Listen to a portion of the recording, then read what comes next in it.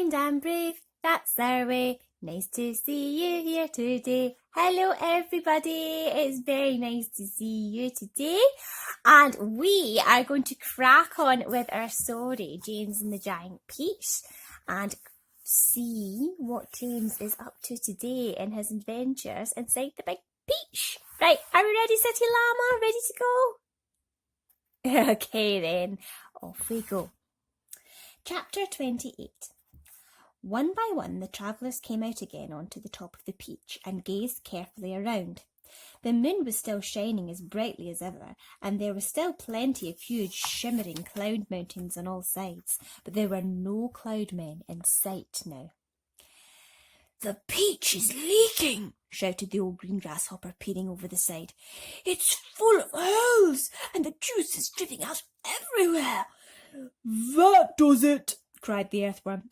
"If the peach is leaking, then we shall surely sink." "Don't be an ass," the centipede told him. "We're not in the water now." "Oh, look!" shouted the ladybird. Look over there!" Everybody swung round. In the distance and directly ahead of them, they now saw a most extraordinary sight.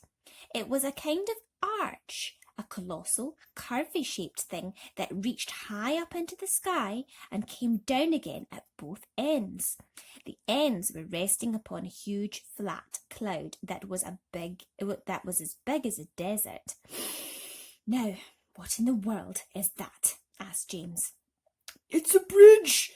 "It's an enormous hoop cut in half. It's a giant horseshoe standing upside down." "Stop me if I'm wrong," murmured the centipede, going white in the face. "But might those not be cloudmen climbing over all it?" There was a dreadful silence. The peach floated closer and closer. "They are cloudmen. There are hundreds of them, thousands, millions. I don't want to hear about it," shrieked the poor blind earthworm. "I'd rather be on the end of the fish hook and used as bait than come up against those terrible creatures again." "I'd rather be fried alive and eaten by a Mexican," wailed the old green grasshopper. "Please keep quiet," whispered James. "It's our only hope." They crouched very still on top of the peach, staring at the cloudmen. The whole surface of the cloud was literally swarming with them, and there were hundreds more above them climbing about that monstrous, crazy arch. "But what is that thing?" whispered the ladybird. "And what are they doing to it?" "I don't care what they're doing to it," the centipede said, scuttling over to the tunnel entrance. "I'm not staying up here. Goodbye." But the rest of them were too frightened or too hypnotised by the whole affair to make a move. "Do you know what?" James whispered. "What?" they said. "What?" "That enormous arch, they seem to be painting it. They've got pots of paint and big brushes. Look!" And he was quite right. The travellers were close enough now to see that this was exactly what the cloudmen were doing. They all had huge brushes in their hands, and they were splashing the paint onto the great curvy arch in a frenzy of speed, so fast, in fact, that in a few minutes the whole of the arch became covered with the most glorious colours: reds, blues, greens, yellows, and purples. "It's a rainbow!" everyone said at once. "They are making a rainbow! Isn't it beautiful? Just look at those colours!" "Centipede!" they shouted. "You must come up and see this!" They were so enthralled by the beauty and brilliance of the rainbow that they forgot to keep their voices low any longer. The centipede poked his head cautiously out of the tunnel entrance. Well, he said. "I've always wondered how those things were made, but why all the ropes? What are they doing with all those ropes?"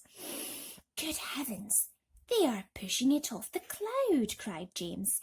"There it goes! They are lowering it down to the earth with ropes." "And I tell you something else," the centipede said sharply. "If I'm not greatly mistaken, we ourselves are going to bump right into it." "Bless my soul, he's right," the old green grasshopper exclaimed. The rainbow was now dangling in the air below the cloud. The peach was also just above the level of the cloud, and it was heading directly towards the rainbow, travelling rather fast. "Oh, we're all lost," Miss Spider cried, wringing her feet again. "The end has come." "I can't stand it," wailed the earthworm. "Tell me what's happening." We're going to miss it," shouted the ladybird. "No, we're not." "Yes, we are." Yes, no. Oh, my heavens."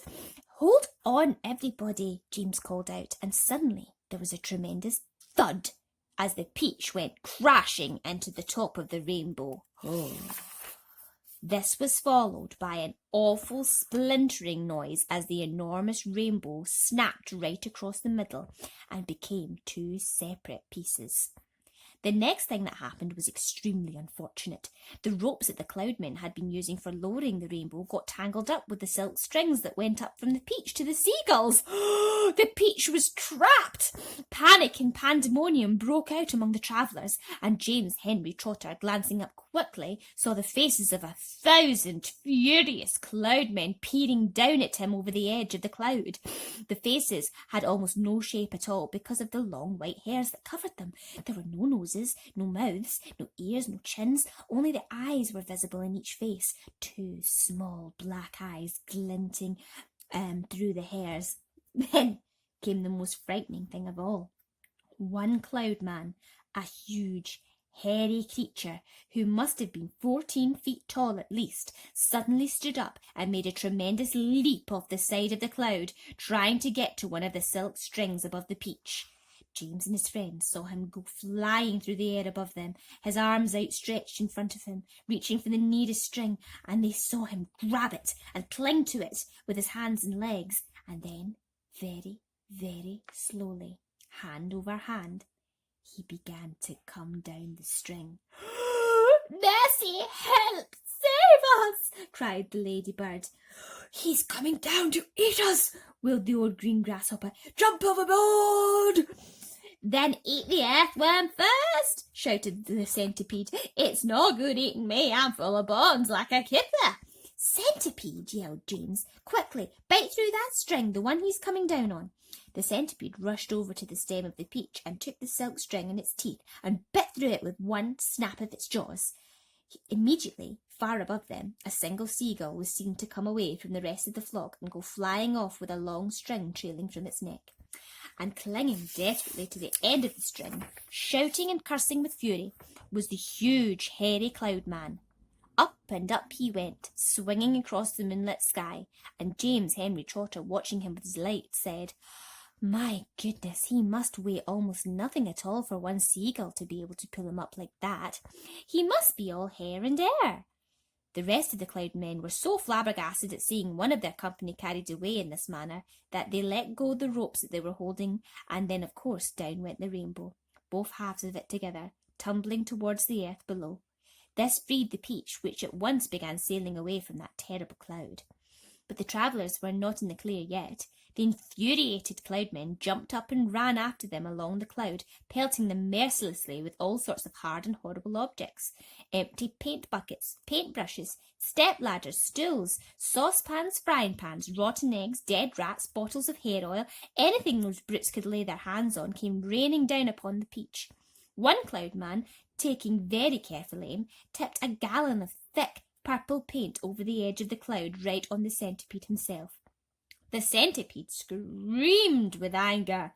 "My legs!" he cried. "They're all sticking together. I can't walk, and my eyelids won't open. I can't see, and my boots, oh, my boots are ruined." But for the moment, everyone was far too busy dodging the things that the Cloudmen were throwing to pay any attention to the centipede. The paint is drying," he moaned. "It's going hard. I can't move my legs. I can't move anything."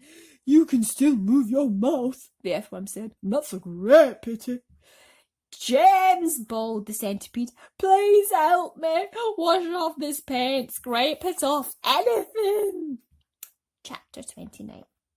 It seemed like a long time before the seagulls were able to pull the peach away from that horrible rainbow cloud, but they managed it at last, and then everybody gathered around and reached the centipede and began arguing about the best way to get the paint off of his body. He really did look a sight. He was purple all over, and now that the paint was beginning to dry and harden, he was forced to sit very stiff and upright, as though he were encased in cement, and all 42 of his legs were sticking out straight in front of him like rods. He tried to say something, but his lips wouldn't move. All he could do now was make gurgling noises in his throat. The old green grasshopper reached out and touched him carefully on the stomach. "But how could it possibly have dried so quickly?" he asked. "It's rainbow paint," James answered. "Rainbows dry very quickly and very hard." "I detest paint," Miss Spider announced. "It frightens me. It reminds me of Aunt Spiker, the late Aunt Spiker, I mean, because the last time she painted her kitchen ceiling, my poor darling grandmother stepped into it by mistake when it was still wet, and there she stuck, and all through the night we could hear her calling to us, saying, 'Help, help, help,' and it was heartbreaking to listen to her. But what could we do? Not a thing until the next day when the paint had dried, and then of course we all rushed over to her and calmed her down and gave her some food. Believe it or not, she lived for 6 months like that, upside down on the ceiling with her legs stuck permanently in paint. She really did. We fed her every day. We brought her fresh flies straight from the web. But then on the 26th of April last, Aunt Sponge, the late Aunt Sponge, I mean, happened to glance up at the ceiling, and she spotted her. "A spider!" she cried. "A disgusting spider! Quick, fetch me the mop with a long handle!" And then, oh, it was so awful I could barely think of it. Miss Spider wiped away a tear and looked sadly at the centipede. "You poor thing," she murmured. "I do feel sorry for you." "It'll never come off," the earthworm said brightly. "Our centipede will never move again. He will turn into a statue, and we shall be able to put him in the middle of the lawn with the bird bath on top of his head." "We could try peeling him like a banana," the old green grasshopper suggested. "Or rubbing him with sandpaper," the ladybird said.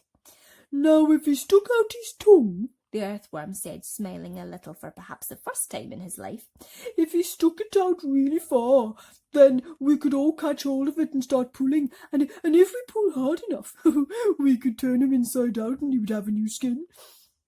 There was a pause while the others considered this interesting proposal. "I think," James said slowly, "I think that the best thing to do..." Then he stopped. "What was that?" he asked quickly. "I heard a voice. I heard somebody shouting." Oh, chapter 30. They all raised their heads, listening. Shh! There it is again. But the voice was too far away for them to hear what it was saying. "It's a cloud man!" Miss Spider cried. "I just know it's a cloud man. They're after us again." It came from above," the earthworm said, and automatically everybody looked upwards. Everybody, except the centipede, who couldn't move. "Ouch!" they said. "Help! Mercy! We're going to catch it this time."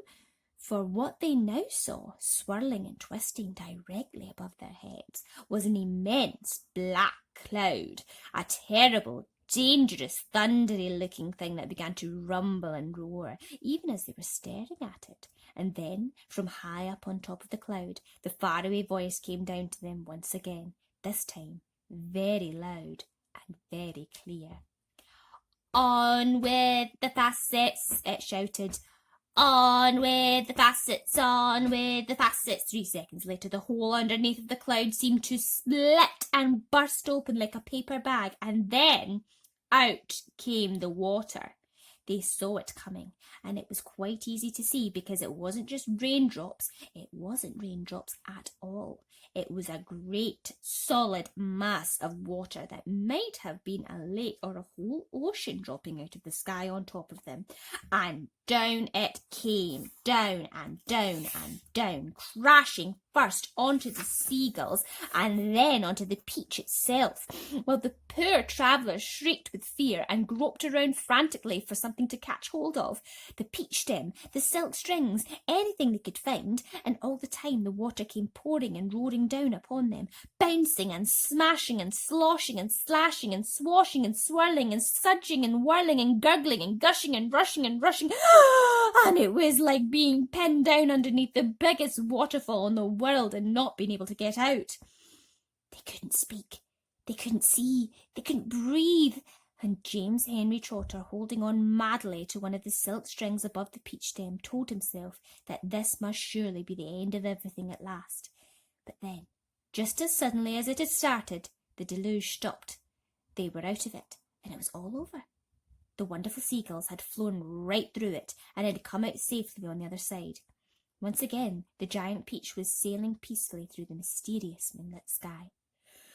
"I am drowned!" gasped the old green grasshopper, spitting out water by the pint. "It's gone right through my skin," the earthworm groaned. "I always thought my skin was waterproof, but it isn't, and now I'm full of rain." "Look at me! Look at me!" shouted the centipede excitedly. "It's washed me clean! The paint's all gone! I can move again!" "That's the worst news I've had in a long time," the earthworm said. The centipede was dancing around the deck and turning somersaults in the air and singing at the top of his voice. "Oh, hooray for the storm and the rain! I can move, I don't feel any pain. And now I'm a pest and I'm biggest and best, the most marvellous pest once again." "Oh, do shut up," the old green grasshopper said. "Look at me!" cried the centipede. "Look at me! I am freed, I am freed! Not a scratch, not a bruise, nor a bleed! To his grave this fine gent they all thought they had sent, and I very near went, oh, I very near went, but they sent but they sent quite the wrong centipede." That centipede always manages to get out of things, doesn't he, City Llama? We all know somebody like that. Right, everybody, I hope you enjoyed that. So until tomorrow night, kind and brave, that's our way. See you all another day. Good night, everybody. Sweet dreams.